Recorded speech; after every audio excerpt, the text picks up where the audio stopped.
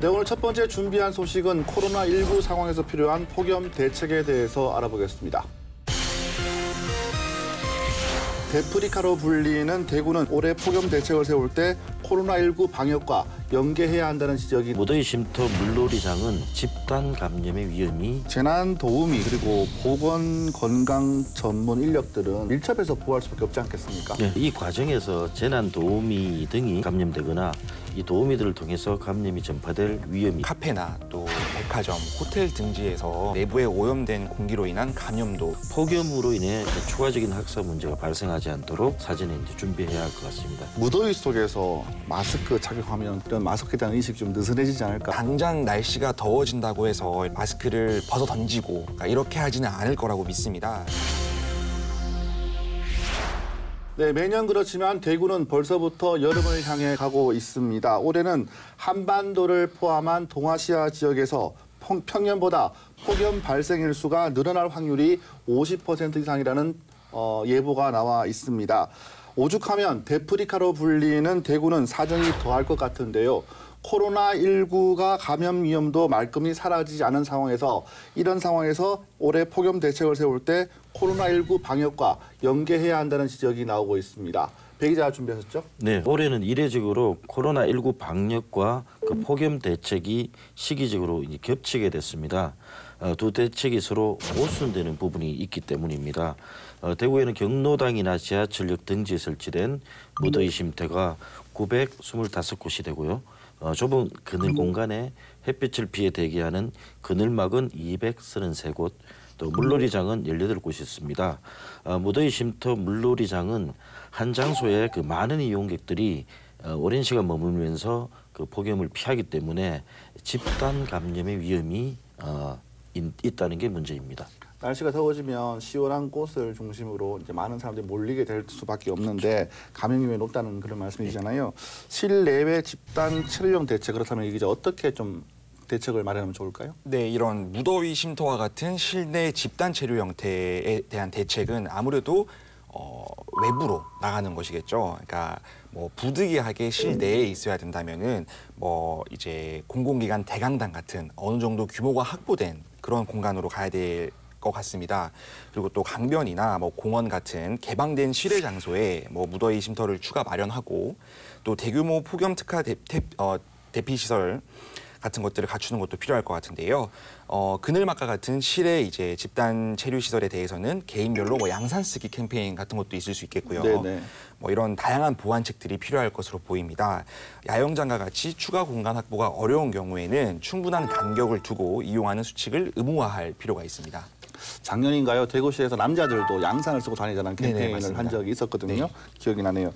폭염 취약계층도 이제 걱정이 되는데 재난 도우미 그리고 보건 건강 전문 인력들은 밀접해서 보호할 수밖에 없지 않겠습니까? 네, 그렇습니다. 그 폭염 취약계층의 경우에는 그 직접 그 방문해서 극복 용품을 제공하거나 건강을 확인하게 됩니다.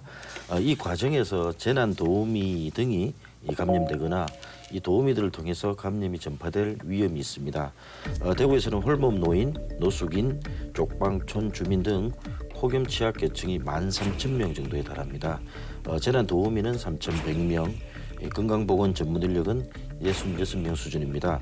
기존 일반 복지 서비스 또 폭염 취약계층 돌봄 서비스 이 관리 대상이 대부분 겹칩니다. 그렇기 때문에 그 두 가지 서비스를 연동해서 중복 관리 대상의 경우에는 한 번에 그 여러 대면 서비스를 동시에 제공하도록 서비스를 일원화할 필요가 있습니다. 네. 뭐 사실 이게 날씨가 무더울 때는 그러니까 바깥보다는 실내 공간이 더 시원할 때가 많잖아요. 근데 최근에는 뭐 카페나 또 백화점, 호텔 등지에서 이렇게 실내 비서를 즐기시는 분들도 많으신데요. 사실 이게 갇힌 공간이다 보니까 내부에 오염된 공기로 인한 감염도 걱정이 됩니다. 이용자 스스로 올바른 매너를 갖춰야겠고 또 백화점 등지의 이런 시설에서도 위생 관리 뭐 이런 것들을 강화할 필요가 있을 것으로 보입니다. 네, 제가 김광석 거리를 갔다가 이제 쿨링포그를 맞는 적이 있었는데 여름 되게 시원하더라고요. 네, 맞습니다. 쿨링포그 무더위가 심해지면 쿨링포그를 찾는 사람도 많을 것 같은데 이것도 좀 위험한가요? 어떻습니까? 네, 그렇습니다. 우선은 쿨링포그를 한번 상상을 해보시면요. 작은 물입자가 이렇게 분사가 되면서 기온을 낮추고 또 보는 이로 하여금 청량감을 느끼게 해줍니다. 네. 코로나19 감염자의 그 침방울이 물 입자에 섞여서 공기 중에 장기간 생존 또는 확산할 수 있는 이 환경을 쿨링 포그가 만들어주게 되는 겁니다. 실제로 홍콩대 연구팀의 그 연구 결과를 보면요, 코로나19 바이러스가 이 공기 중에 작은 침방울 형태로 배출되기도 하지만 미세한 물방울이나 그 입자인 에어로졸 형태로 그 공기 중에 체류한다고 발표한 적이 있습니다. 그래서 쿨링 포그가 직접적으로 코로나19 확산 기제로 작용하는지는 아직 정확하게 밝혀지지 않았지만 이 개연성은 이제 제기가 된 상태입니다.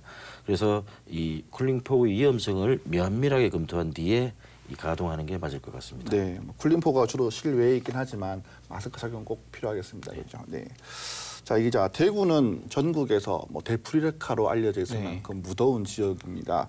온열 질환자도 많이 발생하거든요, 매년. 네네. 여기에 대한 대책도 필요할 것 같습니다. 어떻습니까? 네, 맞습니다. 사실 최근 10년간 대구 지역 온열 질환자 발생 패턴을 보면은 이게 달서구와 수성구의 비중이 높았는데요. 사실 이제 많이들 아시겠지만 대구가 이제 여름에만 되면은 이렇게 온도를 조금 낮추고자 이런 정말 많은 정책 같은 것들을 펼치잖아요. 나무도 많이 심고 또 쿨링 포그 말씀하신 것도 있고. 근데 이제 그래서 그런지 2017년 들면서는 전체적으로 온열 질환자 수는 감소하고 있습니다. 상대적으로 근데 중구와 달성군의 비중은 높아지는 추세인데요. 이런 결과를 바탕으로 코로나19 외에 온열 질환자로 인한 추가 의료 서비스 수요를 파악을 하고 또 이런 것들을 고려를 해서 여분의 인력과 장비를 미리 확보하는 것이 바람직해 보입니다. 네, 코로나19 방역에 영향이 있는 폭염 대책에 대해서 면밀한 점검이 어느 때보다 필요한 여름을 앞두고 때라고 생각이 듭니다. 네, 그렇습니다. 그 앞서 말씀드린 대책 외에도 그 코로나19 방역에 따른 초중고 학사 일정 차질 때문에 그 여름철 학교 수업 기간 연장이 불가피합니다. 그래서 학급 내 그 냉방 장치의 그 철저한 필터 관리, 또 더위 때 마스크 사용 요령 등의 그 행동 요령을 마련하는 등 폭염으로 인해 그 추가적인 학사 문제가 발생하지 않도록 사전에 이제 준비해야 할 것 같습니다. 그리고 냉방이 취약한 그 전통 시장을 비롯한 지역 상권은 폭염과 함께 그 코로나19의 영향의 이중고를 겪게 됩니다. 그래서 이제 선결제 캠페인이나 지역 화폐 등 그 지역 상권 이용을 유도할 수 있는 방안을 미리 마련할 필요가 있습니다. 겨울에 시작됐던 코로나19 감염증이 어떻게 하다 보니까 여름까지 오게 됐어요. 이제 우리 시민들은 마스크 착용을 의무화하고 열심히 잘 착용하고 다니는데 무더위 속에서 마스크 착용하면 저도 덥더라고요. 그래서 이런 마스크에 대한 의식이 좀 느슨해지지 않을까 걱정이 듭니다. 그러니까 사실 저도 이제 얼굴이 좀 큰 편이거든요. 그래서 마스크를 쓰면은 공간이 남질 않아서 조금만 착용하고 있어도 땀이 나더라고요. 근데 사실 제가 그동안 지켜본 대구 시민분들이 정말 힘든 가운데서도 마스크 수칙이나 이런 정부의 지침들을 슬기롭게 잘 따라오셨잖아요. 그래서 저는 이제 당장 날씨가 더워진다고 해서 이렇게 시민분들이 마스크를 벗어 던지고 그러니까 이렇게 하지는 않을 거라고 믿습니다. 이제 비말 감염의 위험이라는 것도 저희 대구 시민분들이 어떻게 대처해야 되고 또 어떤 위험성이 있는지 충분히 지난 코로나 사태로 학습을 하셨기 때문에 이렇게 또 잘 슬기롭게 대처하실 것으로 봅니다. 네, 마스크를 착용하고 여름을 보내는 게 쉽지는 않을 것 같습니다. 쉽지 않죠. 예, 그래서 우리가 흔히 말하는 KF94처럼 좀 답답한 그런 마스크보다는 요즘 또 덴탈 마스크를 많이 찾고 있더라고요. 그래서 상황 이런 만큼 덴탈 마스크 수급에도 우리 정부와 대구시가 많은 좀 관심을 가져줬으면 좋겠습니다.